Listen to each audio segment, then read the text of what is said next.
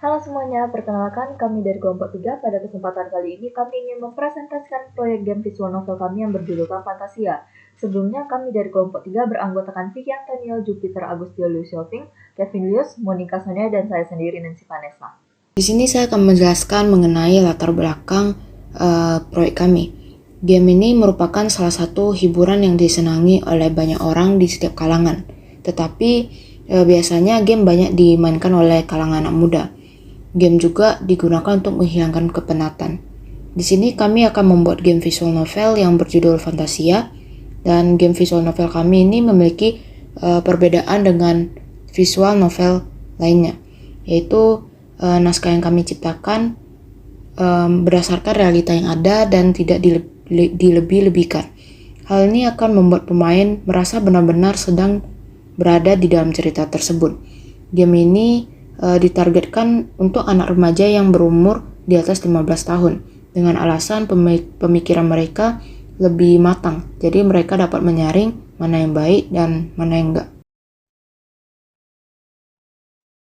Berikut adalah UI desain pada game kami.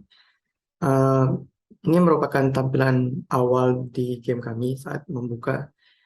Judul game kami adalah Fantasia. Di tampilan utama terdapat Start, Load, Setting, About, Control, and Quit.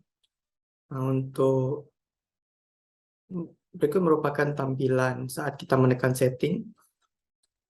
Terdapat beberapa icon atau fungsi di sini. Di sampingnya ada history, save, load, setting, menu, about, control, quit, and return. Berikut adalah tampilan pada saat dalam game. Tampilan di samping kiri merupakan opsi pertama dan tampilan di samping kanan merupakan opsi kedua. Moon di sini merupakan nama karakter atau cara. Dan di bawahnya terdapat kalimat atau perbincangan yang mereka lakukan. Tes 1 2 3. Oke, di sini saya akan menjelaskan tentang flowchart bagian start.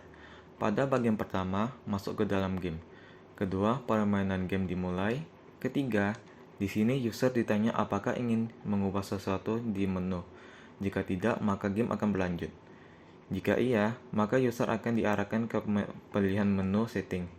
Di pilihan menu, user bisa mengatur pilihan di setting yang tersedia pada pilihan menu, seperti mengatur volume, kecepatan teks, save game, load, dan lain-lain. Sesudah itu, user akan diarahkan kembali ke dalam game.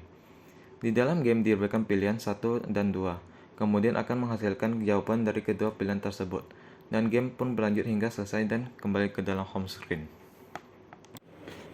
Jadi saya akan menjelaskan tentang flowchart home screen. Yang pertama, start dan proses ke home screen dan proses ke pilihan setting.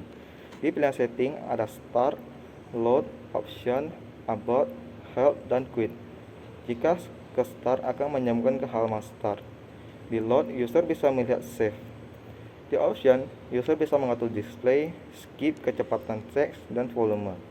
User akan diarahkan ke halaman jika masih ingin menyeting sesuatu. User akan diarahkan kembali ke halaman setting.